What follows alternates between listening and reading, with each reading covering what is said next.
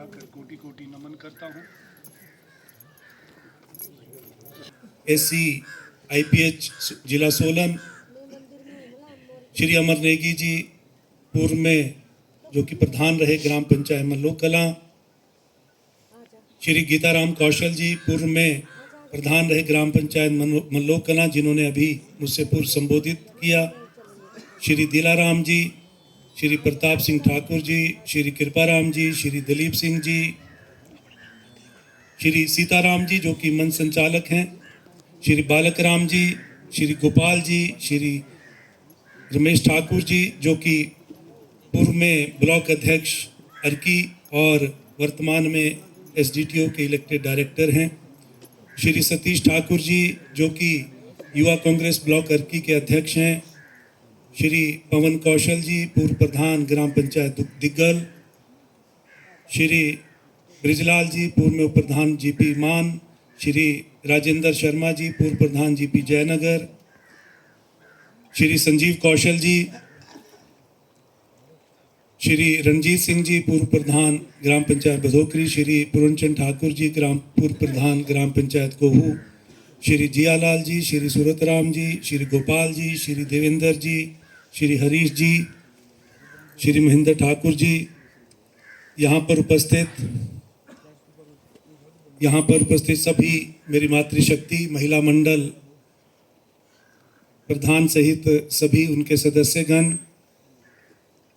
भिन्न भिन्न विभागों से आए हुए सभी अधिकारीगण, मेरे बेटे यहाँ पर बुजुर्गवार माताएं बहनें और युवा साथियों, सभी के नाम लूंगा तो बहुत समय लगेगा, बहुत लंबी सूची है। जिनका नाम नहीं ले सका उन्हें बड़े आदर से संबोधित करता हूं। जल ही जीवन है। भूधरा के जो 5 तत्व हैं उनमें से एक महत्वपूर्ण तत्व जो है जल है, और जल की जहां आपूर्ति ना हो वो क्षेत्र ना विकसित होता है, ना वहां पर सभ्यता विकसित होती। बड़े लंबे समय से आपके क्षेत्र में चाहे वो पेयजल की समस्या थी, चाहे वो सिंचाई की समस्या थी, आपकी मांग पूर्व के नेताओं से भी रही, और जब मुझे आपके बीच में आने का मौका मिला, जैसा कि दिलीप जी ने भी बताया, गीताराम कौशल जी ने भी बताया, बालकराम जी ने भी बताया कि यही स्थान था जहां पर मैंने आपसे वादा किया था, आश्वासन दिया था आपको कि जो आपकी पेयजल की जो समस्या है, मुझे जब भी मौका मिलेगा तो मैं प्राथमिकता के आधार पर इस समस्या के समाधान का प्रयास करूंगा। और आज मुझे खुशी है कि आज वो दिन आया जब वो आपकी मांग जो मेरे समक्ष रखी गई थी और मैंने अपने वचन को निभाया, और आज पेयजल योजना, सिंचाई योजनाओं का जो लोकार्पण और उद्घाटन हुआ, इसके लिए मैं आप सभी को, समस्त क्षेत्रवासियों को बधाई देता हूं, शुभकामनाएं देता हूं, और विभाग को भी बधाई देना चाहूंगा। क्योंकि सही है कि जो विभाग के अधिकारी कर्मचारी होते हैं वो किसी भी सरकार का मुखौटा होते हैं।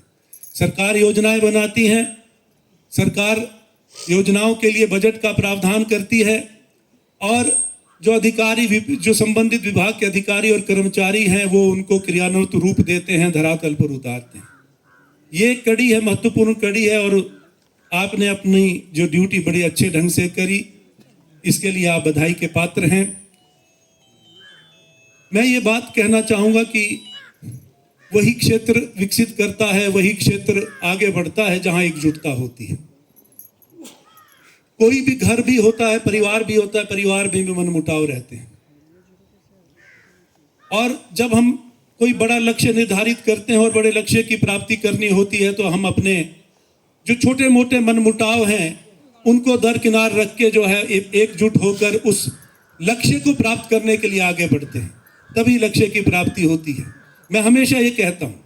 कि समाज में एकजुटता बनाए रखें, और बड़ी बड़ी योजनाओं को भी हम धरातल पर उतारने की क्षमता रखते हैं, और ये जो सक्षम बनाया है आपने बनाया, ये आपकी ताकत है। आज वर्तमान में जो मेरा वजूद है, यदि मैं सक्षम बना हूं तो आप लोगों की बदौलत हूं, और दूसरी बार लगातार दूसरी बार आपने विधायक के रूप में मुझे विधानसभा में भेजा, अपनी आवाज उठाने के लिए, अपने क्षेत्र की समस्याओं को उठाने के लिए, आपकी योजनाओं को आगे बढ़ाने के लिए, बजट का प्रावधान करने के लिए आपने मुझे ताकत दी है। ये लोकतंत्र की व्यवस्था है और लोकतंत्र में आप भगवान है, जनता जनार्दन है। किसी भी विचारधारा का मुख्य जो ध्येय होता है, उद्देश्य होता है, वो होता है जनसेवा करना। आज हम सौभाग्यशाली हैं कि माननीय मुख्यमंत्री ठाकुर सुखविंदर सिंह सुक्खू जी के रूप में हमें एक ऐसे मुख्यमंत्री मिले हैं जिन्होंने इस प्रदेश के बारे में सोचा। वो इसलिए मैं कह रहा हूं क्योंकि जब हमने सरकार का पहला दिन था और माननीय मुख्यमंत्री जी ने शपथ ली, यह अलग बात है कि उन्होंने मानवता का चेहरा, एक संदेश जो पूरे विश्व को दिया, ना सिर्फ प्रदेश और देश को बल्कि विश्व को दिया, क्योंकि एक व्यवस्था परिवर्तन का नारा उन्होंने दिया और व्यवस्था परिवर्तन को उन्होंने चरितार्थ भी किया। अक्सर क्या होता है कि जब कोई भी मुख्यमंत्री शपथ लेते हैं तो अपने उधर सचिवालय जाते हैं और अपना कार्यभार संभालते हैं, लेकिन आज तक के इतिहास में वो पहले मुख्यमंत्री बने जब शपथ लेने के बाद वो कार्यालय नहीं गए, वो सचिवालय नहीं गए, वो कहाँ गए? वो अनाथाश्रम गए और उन बच्चों से मिले, उन अनाथ बच्चों से मिले सबसे पहले जिनके माता पिता नहीं थे, और उनको चिल्ड्रन ऑफ स्टेट का दर्जा दिया माननीय मुख्यमंत्री जी ने। और पहले दिन ही जो सबसे पहली उनकी घोषणा थी वो योजना थी सुखाश्रय की, और 100 करोड़ रुपए की उनकी पहली घोषणा मुख्यमंत्री के तौर पे उन अनाथ बच्चों के लिए थी जिनका विकास आज 3 सालों में जो संभव हो सका। ऐसे मुख्यमंत्री आज हमें मिले। जब हमारी पहली बैठक उन्होंने ली 40 विधायकों की, और उन्होंने अपना जो लेखा जोखा बताया कि क्योंकि कोई भी जब कार्य शुरू होता है, कोई कार्यालय में भी आप जाते हैं या घर की आप बजट की शुरुआत करते हैं, तो आप पिछली स्थिति को जरूर सामने लाते हैं। और जब हमने सरकार बनाई तो माननीय मुख्यमंत्री जी ने हमें अवगत करवाया कि आज 90,000 करोड़ रुपए के लगभग जो है हमारे पास कर्ज जो विरासत में मिला है, और मैं ये चाहता हूं कि इस कर्ज को भी हमने चुकाना है और हिमाचल प्रदेश को आत्मनिर्भर बनाना है, स्वावलंबी बनाना है।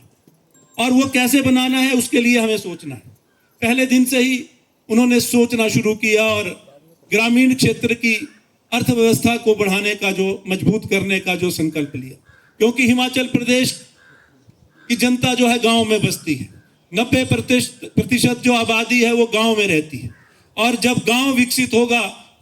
हमारे ग्रामीण क्षेत्र की आर्थिकी मजबूत होगी, तभी प्रदेश तरक्की करेगा। ये माननीय मुख्यमंत्री जी का कहना था, और उन्होंने इस कार्य को आगे बढ़ाने के लिए, गति देने के लिए जो है योजनाएं लानी शुरू करी। और उसी कड़ी में आपने देखा कि सबसे पहले जो उन्होंने दूध का जो न्यूनतम मूल्य निर्धारित किया,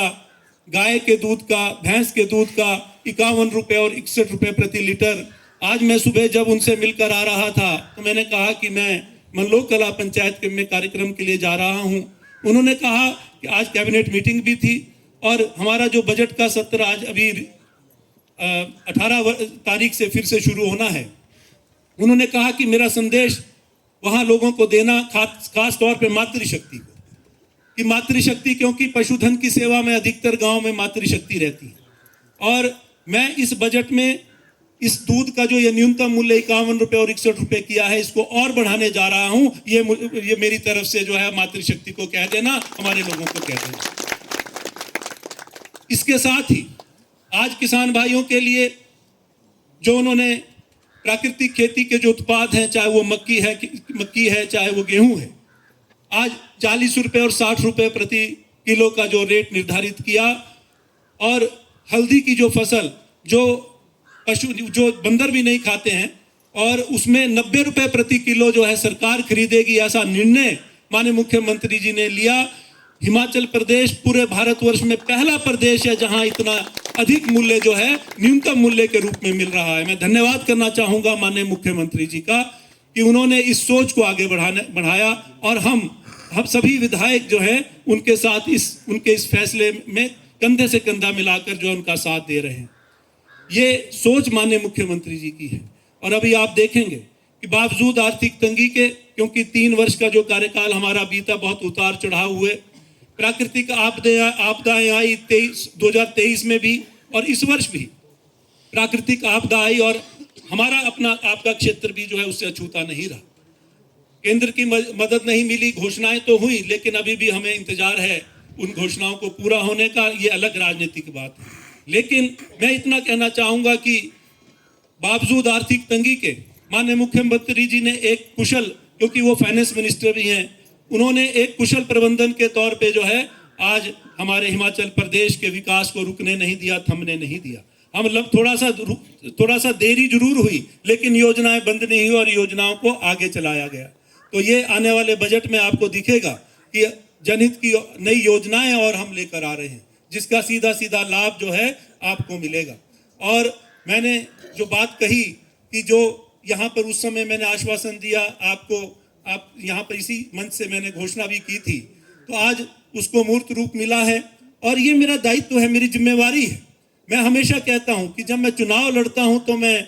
कांग्रेस पार्टी का उम्मीदवार रहता हूं, कांग्रेस पार्टी का मैं प्रत्याशी रहता हूं, लेकिन आज जब मैं विधायक बना हूं तो मैं सभी का विधायक हूं और पूरे क्षेत्र का सर्वांगीण विकास करना, बिना भेदभाव के विकास करना, यही मेरी सोच है और इसी सोच से मैं आगे बढ़ रहा हूं। आप लोगों का ऋण है मुझ पर, ये ऋण जो है मैं विकास की योजनाओं को बजट का प्रावधान करके और जो आपकी जो समस्याएं हैं उनका समाधान करके ऋण चुकाने का प्रयास कर रहा हूं। मैं आपसे सिर्फ एक ही आग्रह करना चाहता हूं कि अपने समाज को ना बांटें और अपने समाज को एकजुट रखें, और ताकि आप बड़ी बड़ी और योजनाएं जो है आप यहाँ पर मुझसे मांग करें और मैं सक्षम हूं देने के लिए। आज हिमाचल प्रदेश में अर्की विधानसभा क्षेत्र सौभाग्यशाली है कि आज माननीय मुख्यमंत्री जी का जो विशेष कृपा दृष्टि जो है आज अर्की विधानसभा क्षेत्र के ऊपर है, और उसी की वजह है कि आज करोड़ों रुपए की राशि पूरे अर्की विधानसभा क्षेत्र में हिमाचल प्रदेश में तीसरे स्थान पर है। बजट के अगर एलोकेशन है तो आप ये आंकड़े ले सकते हैं, क्योंकि पहले स्थान पे माननीय मुख्यमंत्री जी है और दूसरे स्थान पे डिप्टी सीएम है, तीसरे स्थान पे अगर बजट की बात करें अर्की विधानसभा क्षेत्र। तो जहां ये जो कार्य पूरा हुआ, लेकिन विकास एक निरंतर प्रक्रिया है और ये रुकती नहीं है, और यही एक विकास की यात्रा है जिसमें मुझे आपको सहभागी बनाना है। कुछ यात्राएं हैं आज जो राजनीतिक हमारे प्रतिद्वंदी जो है आपको लुभावने वादे दे रहे हैं, लेकिन वो यात्राएं 4-5 दिन की होती हैं और एक सीमित स्थान के लिए होती है। लेकिन अगर विकास की यात्रा में आप सहभागी बनते हैं तो उससे समाज प्रभावित होता है, समाज आगे बढ़ता है, समाज में विकास होती है, और ये मैं आपसे अपेक्षा करता हूं, आप किसी के प्रलोभन में ना आना। ये सिर्फ एक मैं समझता हूं कि फसली बटेर होते हैं, ये थोड़ी देर के लिए भ्रमित करते हैं और इनमें आर्ट होता है, कला होती है, ये भी कला है। तो ये इसमें आप भ्रमित ना हो, अपने उन युवाओं को, भविष्य को देखें। वो युवा जो शिक्षा प्राप्त करके आज बेरोजगार हैं, ये आज हमारा मुद्दा है। आज हमें समाज को बांटने का प्रयास कर रहे हैं, जातीय आधार पे, क्षेत्रीय आधार पे, हमें बांटना नहीं है। आज हमें जो है उन युवाओं के भविष्य के बारे में सोचना है, जिसके बारे में हमें भी चिंता है, माननीय मुख्यमंत्री जी को भी चिंता है। आज उनके लिए रोजगार के अवसर जो है सृजित करना, ये हमारी प्राथमिकता है और इस बारे में हमें सोचना है। और इसके लिए मैं सिर्फ आपसे एक आग्रह करना चाहता हूँ कि आप अपने समाज को एकजुट रखें और अपने उन युवाओं के भविष्य को देखते हुए अपने क्षेत्र की विकास की योजनाओं को किस तरह से गति मिले, उसके बारे में आप सोच समझें और मुझे मेरा मार्गदर्शन करें कि मुझे क्या करना है। आज अगर 4 काम हो गए, अगले 4 काम आप मुझे दें, ताकि मैं उनके लिए जो है उनको पूरा करने के लिए, उनको धरातल पर उतारने के लिए प्रयासरत रहूं। ये मैं आपसे अपेक्षा करता हूं। आज आपका बहुत बहुत धन्यवाद कि आप सब यहाँ पर एकत्रित हुए।